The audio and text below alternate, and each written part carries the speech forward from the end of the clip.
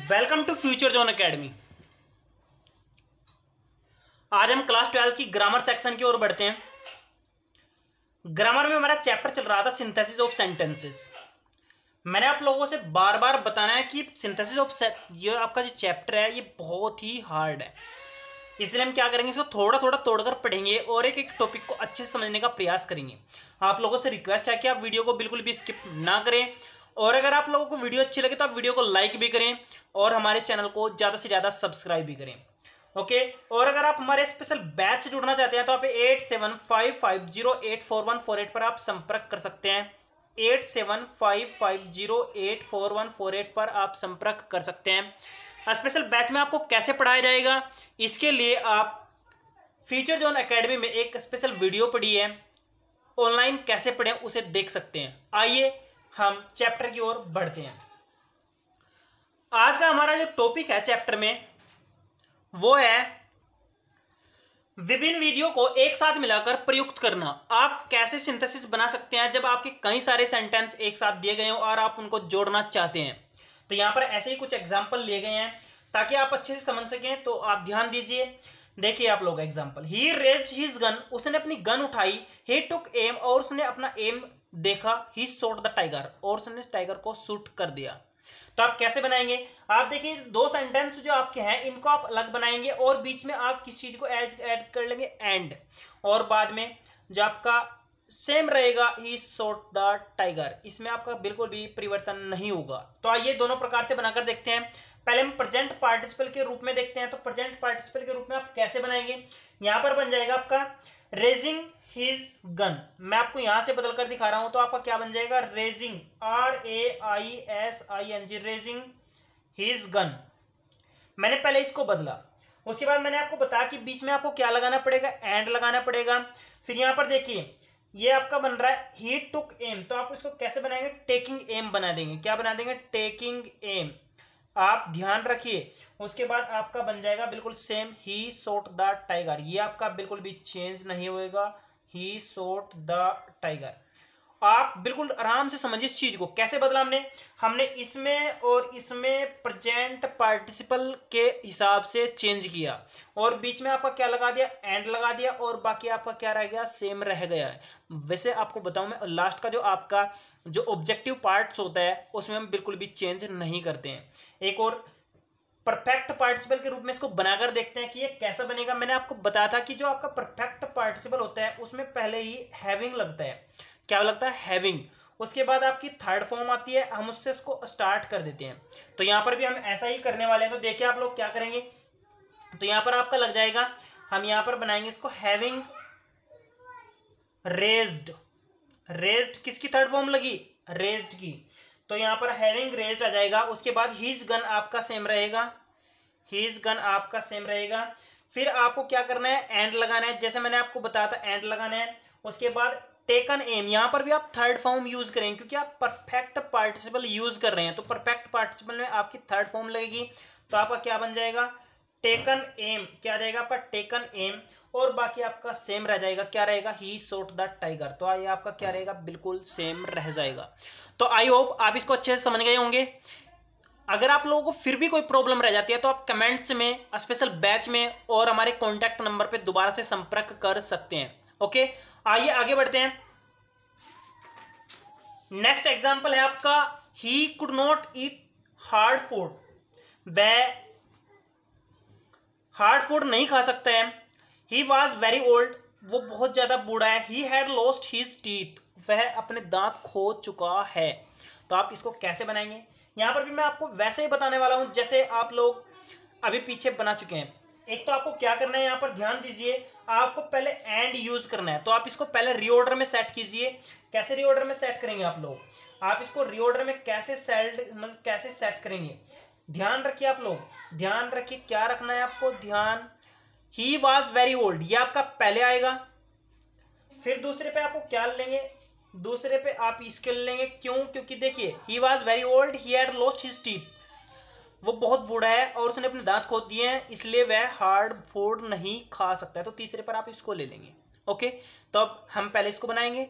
फिर इसको बनाएंगे और इन दोनों के बीच में, पहले और दूसरे के बीच में आपको क्या लगाना है, एंड लगाना है, और उसके बाद में आपको थर्ड लगभग सेम ही लिख देना है। तो बनाएं, आइए शुरू करते हैं, बनाना शुरू करते हैं इसको। तो देखिए हम इसको प्रेजेंट पार्टिसिपल में ही बनाना शुरू करेंगे। तो यह बन जाएगा आपका बीइंग वेरी ओल्ड। ये आपका क्या बन जाएगा, बीइंग वेरी ओल्ड।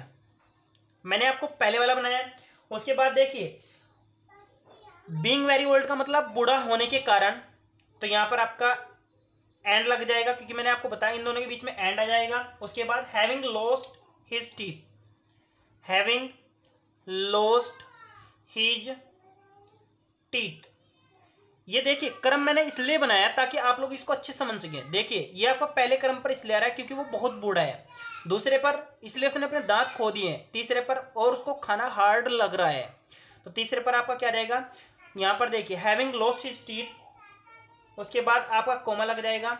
उसके बाद आपका same, he could not eat hard food, ये आपका बिल्कुल सेम रह जाता है। अगर आप इस तरीके से इस चीज़ को सीखेंगे तो आपका बिल्कुल भी टफ पार्ट नहीं रहेगा और आप इसको अच्छे से कवर कर जाएंगे। ओके, आइए एक और एग्जांपल देखने का प्रयास करते हैं। आई वॉज रिटर्निंग होम, मैं अपने घर रिटर्न यानी वापस आ रहा था। आई सा ए मैन, मैंने एक आदमी को देखा। ही, ध्यान दीजिए आप लोग, ही लुक्ड वेरी इल, वह बहुत बीमार दिख रहा था। He was lying by the road side, वो रोड साइड के किनारे लेटा हुआ था। तो आप इसको कैसे बनाएंगे, तो ध्यान दीजिए आप लोग, पहले आपको क्या करना पड़ेगा, एक बार ऑर्डर चेक कर लेना पड़ेगा। तो यहां पर देखिए आप कैसे बनाएंगे, तो आपका पहले ऊपर ये आएगा आई वॉज रिटर्निंग होम, दूसरे पर ऐसा ये भी आपका दूसरे पर ही रह जाएगा और ये आपका तीसरे पर। देखिए आप पहले और दूसरे के बीच में आप ज्यादातर क्या लगाते हैं, एंड लगाते हैं, तो आप यहाँ पर एंड लगा सकते हैं और इसके बीच में भी आप एंड लगा सकते हैं। थोड़ी सी प्रॉब्लम ये हो रही है ना कि दोनों एक जैसे हो रहे हैं। आपको इसके लिए हमारा जो पहला चैप्टर था जिसमें हमने क्लाउज के बारे में बात की थी, आपको उसको एक बार पढ़ लेना चाहिए ताकि आप उसको अच्छे से कर सके कि कहाँ पर आपको एंड लगाने हैं। वैसे आप यहाँ पर भी लगा सकते हैं, यहाँ पर भी लगा सकते हैं, प्रॉब्लम तो कोई नहीं होती है, लेकिन ज़्यादातर परफेक्टिव वही रखना चाहिए जहाँ पर आपका एंड लगना चाहिए। यहाँ पर देखिए आपको कैसे बनेगा, यहां पर मैं इसको सिंपल सेंटेंस यानी प्रेजेंट पार्टिसिपल के रूप में ही बनाने वाला हूं। रिटर्निंग होम, ये आपका पहले बन जाएगा रिटर्निंग होम। उसके बाद आई सा ए मैन, आई सा ए मैन। फिर देखिए आप लोग यहां पर आपका दोबारा से क्या बनने वाला है, यहां पर आपका प्रेजेंट पार्टिसिपल के रूप में ही बनने वाला है लुकिंग वेरी इल, ये आपका बन जाएगा लुकिंग वेरी इल। एक बात और, आप इस चीज को कैसे समझेंगे कि कहां पर आपका प्रेजेंट पार्टिसिपल लगना है और कहां पर नहीं, इसके लिए आप सिर्फ वर्ब पर फोकस कीजिए। तो वर्ब देखकर आप बना लेंगे।